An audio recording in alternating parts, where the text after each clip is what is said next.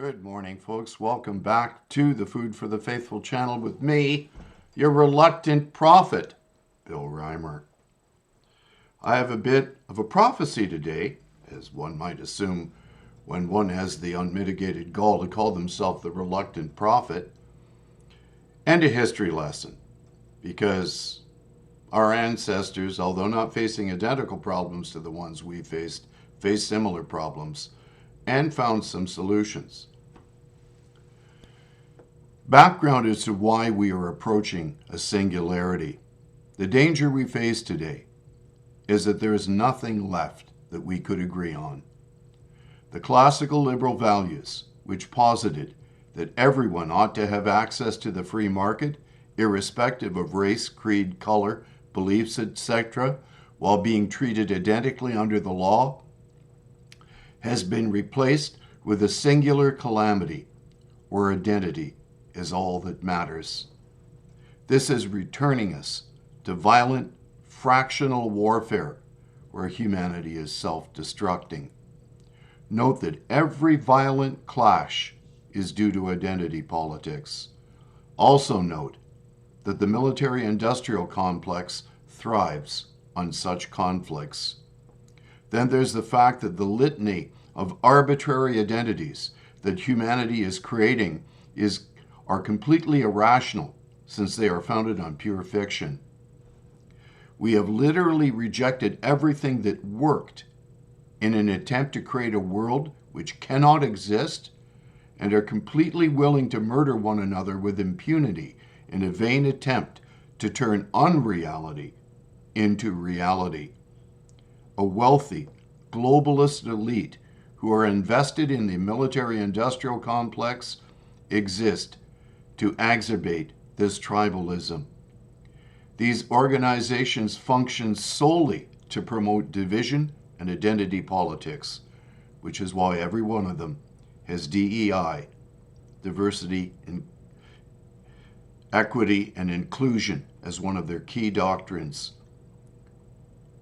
And in this new world disorder, God is deliberately left absent from the equation. Therefore, although the issues our ancestors face were not identical to that of our own, they share enough in common with our present challenges to provide us with a map that could possibly stave off this impending disaster. So let's begin with English common law. Why English common law was vital to the founding of America and in drafting its Constitution. Indeed, English common law played a significant role in the establishment of America and its Constitution. The United States and most Commonwealth countries are heirs to the common law tradition of English law. Certain practices traditionally allowed under English common law were expressly outlawed by the Constitution, such as bills of attainder and general search warrants. After the American Revolutionary War, one of the first acts of the new government was to adopt existing English common law in full, unless it contradicted the U.S. Constitution.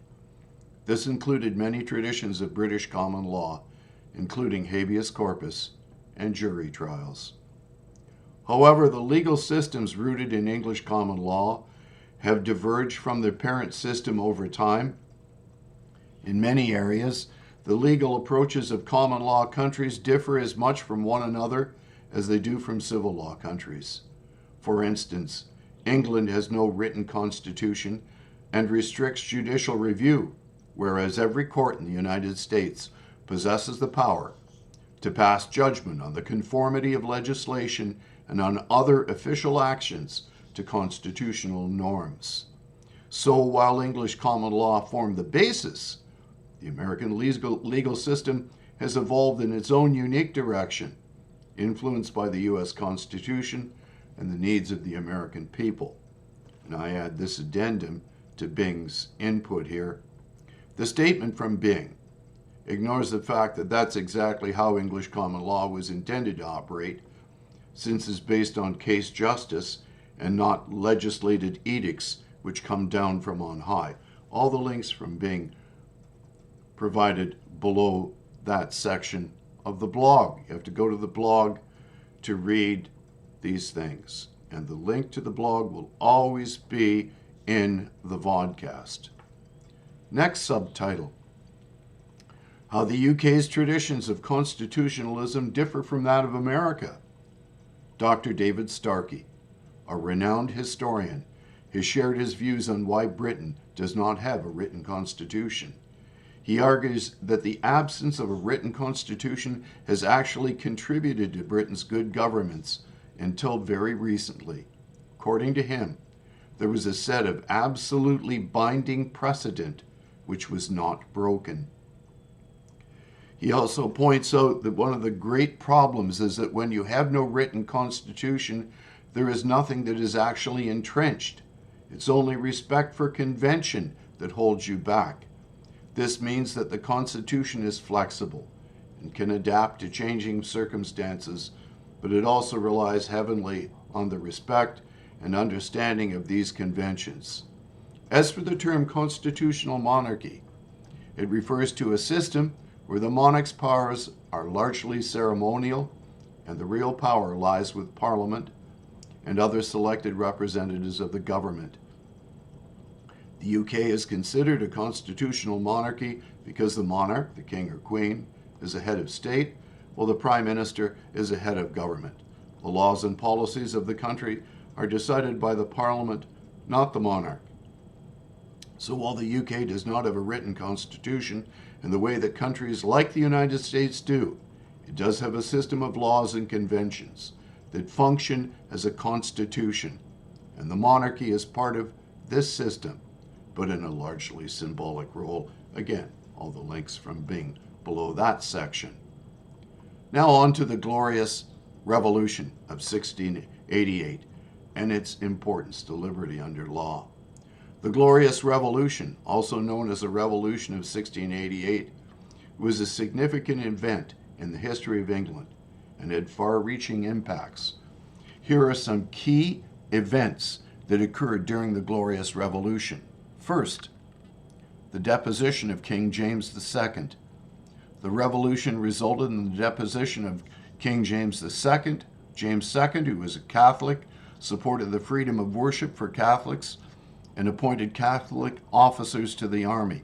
He also had close ties with France, which concerned many of the English people. 2. Accession of William III and Mary II. James II's daughter, Mary II, and her husband, William III, Prince of Orange and Stadtholder of the Netherlands, were invited by both Whig and Tory politicians to bring an army to England to redress the nation's grievances. They ascended to the throne, replacing James II. Third, the establishment of a constitutional monarchy. The Glorious Revolution led to the establishment of an English nation that limited the power of the king and provided protection for English subjects. The 1689 Bill of Rights established a constitutional monarchy. 4. Supremacy of Parliament. The Revolution permanently established Parliament as the ruling power of England and later the United Kingdom, representing a shift from an absolute monarchy to a constitutional monarchy. 5. Impact on the American colonies. News of the revolution spurred hopes of independence among the American colonists, leading to several protests and uprisings against English rule. The Glorious Revolution served as the basis for constitutional law, establishing and defining governmental powers, as well as the granting and limitation of rights. The Glorious Revolution was a pivotal moment in English history, setting the stage for the development of modern democratic principles and the rule of law. Again, all the links from Bing. Next subtitle, the Bill of Rights of 1689 and its guarantees of liberty under law. The Bill of Rights 1689, sometimes known as Bill of Rights 1688, is an act of Parliament of England that set out basic civil rights and clarified who would be next to inherit the crown. It remains a crucial statute in English constitutional law. The Bill of Rights was created in 1689 and received royal assent on the 16th of December, 1689.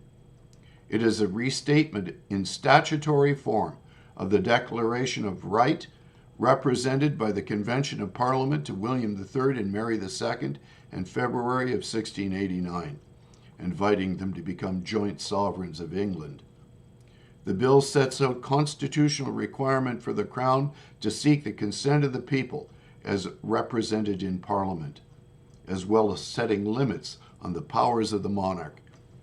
It established the rights of Parliament, including regular parliaments, free elections, and parliamentary privilege. It also listed individual rights, including the prohibition of cruel and unusual punishment and the right not to pay taxes levied without the approval of Parliament. The Bill of Rights 1689 is considered a basic document of the uncodified British Constitution, along with Magna Carta, the Petition of Right, the Habeas Corpus Act of 1679, and the Parliament Acts of 1911 and 1949. It was one of the models used to draft the United States Bill of Rights, the United Nations Declaration of Human Rights, and the European Convention on Human Rights. In terms of its importance to legal justice, the Bill of Rights 1689 established several key principles that are fundamental to a fair and just legal system.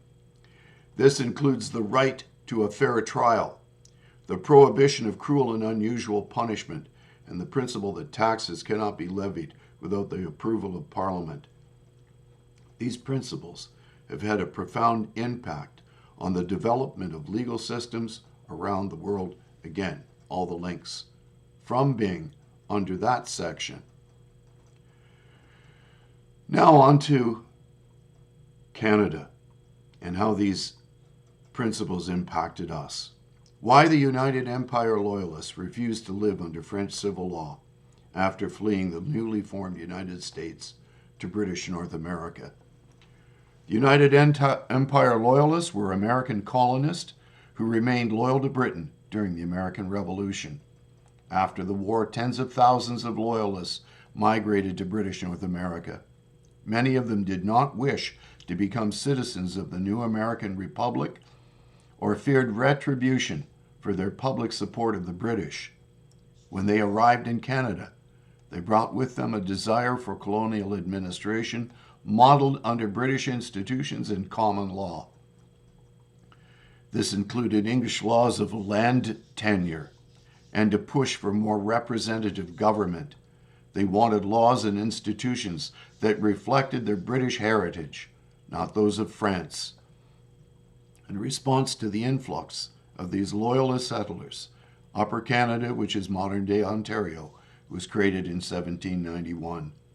This division allowed the loyalist American settlers and British immigrants in Upper Canada to live under English law and institutions. Meanwhile, the French-speaking population of Lower Canada, which is the southern parts of present-day Quebec, could maintain French civil law and the Catholic religion. This arrangement catered to the preference of both groups and helped maintain peace and order in the region. Again, all the links from Bing. Next subtitle: The establishment of peace, order, and good government as the defining principle upon which Canada ought to be governed. The phrase peace, order, and good government is used in Section 91 of the British North American Act of 1867, now known as the Constitution Act, 1867. This phrase provides a broad and somewhat vague definition of the Canadian Parliament's lawmaking authority over provincial matters. The phrase was originally used in a British colonial context to give local governments the power to make laws. Variants of the phrase, such as peace, welfare, and good government, appear in several of Canada's founding documents leading up to Confederation in 1867. Sections 91 and 92 of the Act set out the distribution of federal and provincial powers. The reference to peace, order, and good government establishes that the federal parliament can make laws for peace, order, and good government of Canada in relation to all matters not coming within the classes of subjects assigned exclusively to the legislatures of the provinces. This provision, commonly referred to as the POG power, allocates residuary jurisdiction for the areas of law not otherwise set out in sections 91 and 92 to the federal parliament. Over the years, the POG power has been interpreted and is used as a basis for federal legislation where there is a gap in the distribution of federal and provincial powers for the matter of national concern and for emergency matters. The phrase has also taken on a value of its own, with Canadians beyond its constitutional purpose. It has come to be seen as Canada's counterpart to America's life, liberty, and the pursuit of happiness, and the French liberty, equality, fraternity. And again, the links from Bing. So my conclusions, dear brothers and sisters. The question we must now answer is how are we to proceed when the underpinning foundations of the rule of law and the governing principles of peace, order, and good government have been gutted by cultural Marxist revolutionaries who are deliberately altering the very nature of Canada's legal system and democracy by means of identity politics? That is the very question that I am posing to you. Obviously, this channel exists to address these very issues. It is my concerted opinion that only God himself can buttress such a righteous and just system. The very kind of government our ancestors pursued, who risked their very lives and fortunes in that pursuit. The call to restore limited constitutional government under God falls upon us if we are to be found worthy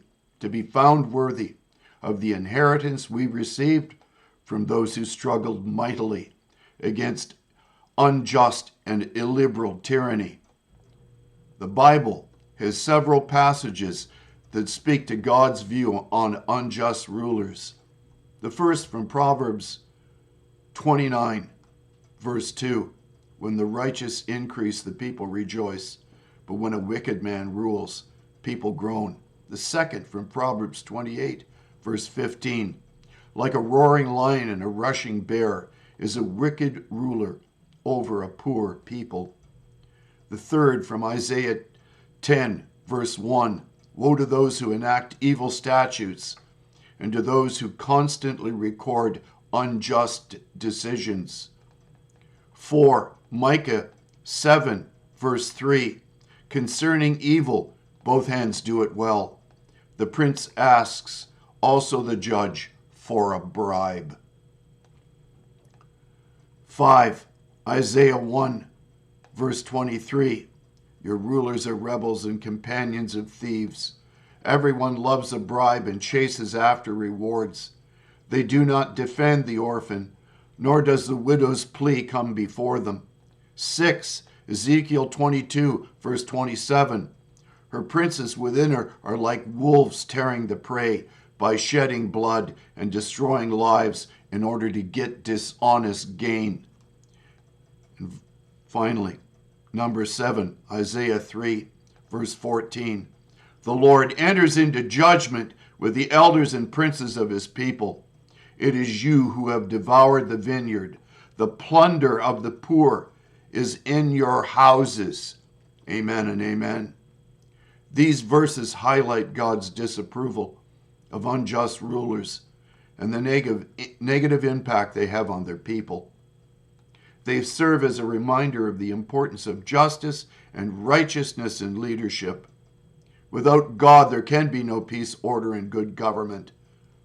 The laws and traditions our ancestors bequeathed us are a direct result of their faith in a just God who despises wicked rulers who take bribes and govern by tyranny.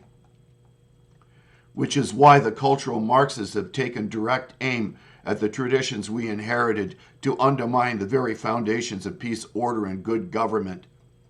I say that once again, it is time for another glorious revolution in our time to restore good government under an almighty and just God. Amen and amen.